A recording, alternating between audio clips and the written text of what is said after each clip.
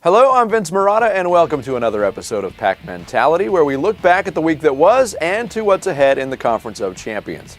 Week 6 was an entertaining one in the Pac-12, so what did we learn? We learned that Arizona's offense is better than anyone expected going into the season, and their defense is just about as bad as everybody expected.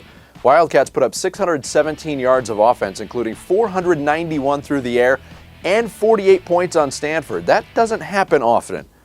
Fittingly, the defense gave up, you guessed it, 617 yards to the Cardinal and 54 points. Arizona's defense has now given up 600-plus yards 3 times this year. Long story short, if you're a gambler, take the over in an Arizona game. Not that I'm condoning that.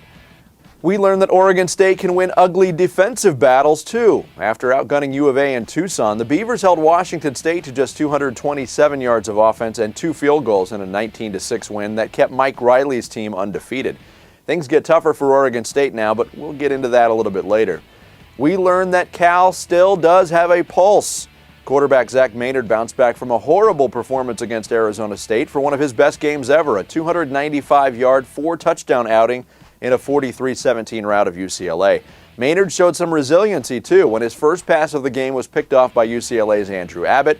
For the rest of the game, the ball only hit the ground 4 times. Nice bounce back by Zach Maynard. And we learned that if you're playing Oregon, you can't forget about covering Colt Laierla. Sure, you get concerned about the Ducks' arsenal of weapons like Marcus Mariota, DeAnthony Thomas, Kenyon Barner, Josh Huff, but when Laierla, the sophomore tight end, touches the ball, points go up on the scoreboard. In Oregon's 52-21 thrashing of Washington, Laierla had 3 catches, 2 of which went for touchdowns. In his career, he's got 19 catches and 9 touchdowns. Just what Oregon needs, I know, another weapon.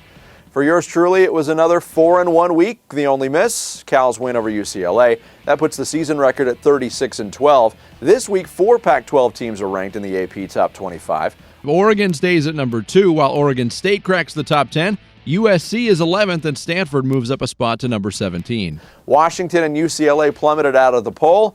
Arizona State, UW, and yes, Arizona still got votes. And in case you're wondering, those votes aren't coming from a writer in Tucson. They're coming from Josh Kendall, a beat writer in Columbia, South Carolina. Incidentally, he's also still got Washington at number 19. So it's on to week 7 we go. There are 6 games on the schedule, including 2 pretty good non-conference matchups. We'll start on the Thursday night game in Boulder with Colorado hosting Arizona State. Both teams are coming off bye week, so rest shouldn't be an issue with either squad. This one will come down to talent. ASU's got more of it. I like the Devils to roll 41-13. Saturday, Utah travels to Pasadena to visit the UCLA Bruins. Utah punched USC in the mouth early last Thursday, only to see the Trojans come back for the win. The Bruins were sloppy with the football in their loss to Cal, turning it over 6 times. In fact, UCLA's 15 turnovers for the season are near the bottom of the national rankings. But look for Brett Hundley and UCLA to take better care of the football this week in a bounce-back win. I like the Bruins 28-23. Good matchup in South Bend, Indiana, as the 17th-ranked Stanford Cardinal visit the 7th-ranked Notre Dame Fighting Irish. After getting shut down by Washington's defense 2 weeks ago, the Cardinal offense exploded in their win over Arizona. And young quarterback Josh Nunes had his best day since taking over the controls of the Stanford attack. Nunes threw for 360 yards and 2 scores, while running for 3 more touchdowns. The confidence gained by Nunes should serve Stanford well moving forward. Unfortunately, they've got to face Notre Dame's stingy defense this week. The Irish, the second hardest team in the nation to score on. They've given up just 3 touchdowns all year. I like the Golden Domers in this one, 21-14.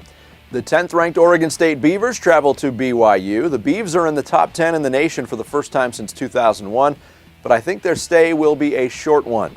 Not only does BYU have a stout defense that ranks 3rd in the nation in points allowed, but Oregon State is without quarterback Sean Mannion. He is out for an indefinite period of time with a knee injury. Cody Voss will get the start for the Beavers. He's thrown just 17 passes in his career, and those all came in 2010. I like BYU in this one in a low-scoring affair, 14-10. 11th-ranked USC visits Washington in Seattle, where the Huskies have been much stronger defensively than they have been on the road. UW's defense has given up an average of just 12 points and 275 yards in 3 home games at CenturyLink Field. USC comes in with just the 6th best offense in the Pac-12, but I think the Matt Barkley to Marquise Lee passing combo will be too much for the Huskies. I like USC 31-23.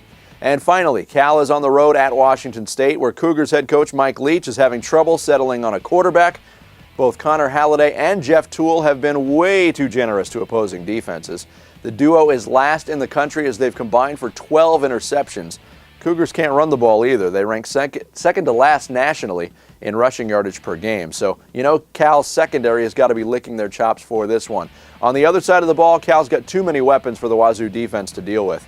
I like the Golden Bears to even their record at 3-3 with a 45-24 win. There you have it, another edition of Pack Mentality in the books. For more insight on the Pac-12 Conference and plenty of other topics like what the heck happened to Kyle Orton's hair? Seriously, look at that, it's awful.